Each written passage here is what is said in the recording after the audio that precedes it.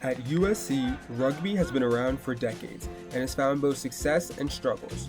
While the men's team operates more traditionally, the women's team has recently been resurrected after a multi-year hiatus.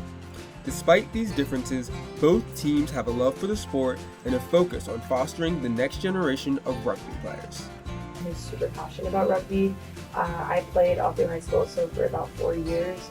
It's my favorite sport ever. It's just so enjoyable and I love it so much, and it's such a great community. But there's also like the men's rugby team that's been around since like the 1980s or something like that. Allison's counterpart, Christian Kwan, shares her love for the sport.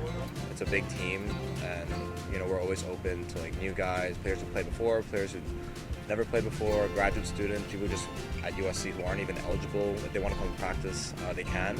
So we're just like a very open group of people from like all over the world, different backgrounds, different interests. But once we get on the field, we're all in for the same thing, and it's to win and to like sort of support each other. Both captains are focused on acclimating new players into the sport.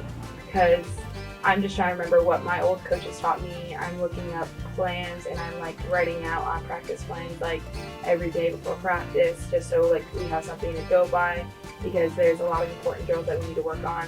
So I hope what I'm doing works. And the older guys on the team back then were really grooming me to be the player I am now, and I want that. I want like the same for the rookies and the people who are young now.